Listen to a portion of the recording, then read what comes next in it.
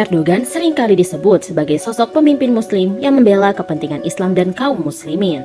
Namun, postingan @qudsn pada Selasa 26 Maret 2024 mengejutkan kita semua. Erdogan mengekspor berbagai amunisi dari Israel. Kenapa bisa seperti itu? Apa alasannya? Apa rahasia di balik hubungan mereka? Yuk simak selengkapnya dalam Bacain Berita Buat Kamu episode 40.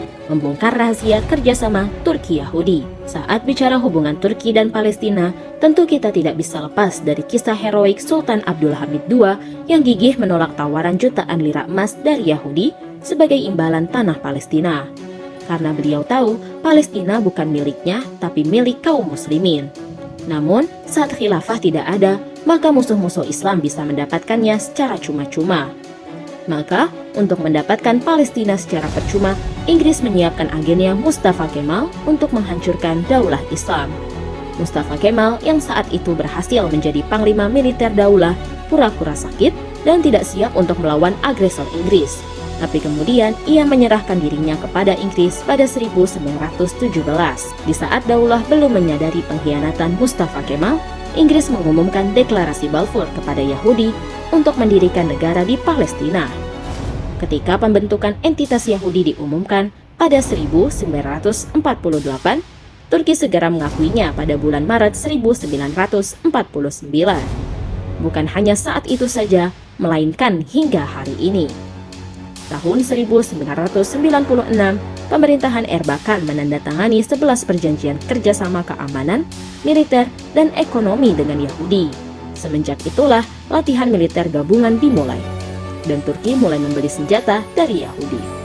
Tahun 2000, pemerintahan Ecevit juga menandatangani perjanjian perdagangan bebas Turki-Israel. Tahun 2005, pemerintahan Erdogan mengunjungi entitas Yahudi. Meski sempat berkurang setelah insiden kapal Mavi Marmara pada tahun 2010, pada 2015 Erdogan justru melakukan normalisasi hubungan dengan entitas Yahudi. Hubungan mereka juga sempat merenggang akibat korespondensi antara Netanyahu dan Erdogan. Namun menguat kembali ketika Erdogan menerima kepala entitas Yahudi Herzog pada tahun 2022 seperti penyambutan kepada pahlawan dan kaisar. Maka seharusnya kita tidak heran dengan sikap Erdogan hari ini. Hubungan antara Turki-Israel masih terus berlanjut. Tampaknya Amerika meminta Erdogan untuk melakukan ini sebagai bagian dari rencana untuk melindungi entitas Yahudi karena di sanalah basis utama Amerika di kawasan Timur Tengah. Erdogan mengadopsi republik sekuler dan kebijakan luar negerinya yang disusun oleh Mustafa Kemal. Di antara landasan terpenting kebijakan luar negeri Turki adalah 1. Menginduk kepada Barat, baik Amerika maupun Eropa. Karenanya, Turki mengadopsi seluruh nilai, sistem, dan gagasan Barat sejak era Mustafa Kemal.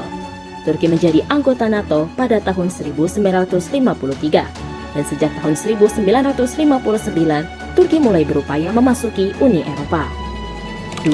Menjaga hubungan dengan entitas Yahudi seperti disebutkan dalam part sebelumnya.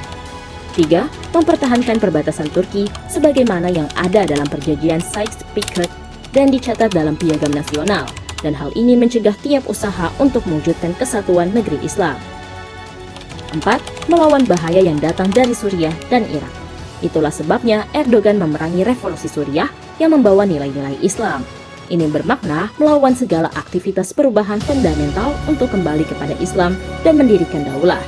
Seandainya Erdogan memang peduli dengan urusan Palestina, tentu dia akan segera memutus semua hubungan antara Turki dan entitas Yahudi sebagai usaha minimal yang bisa dilakukannya.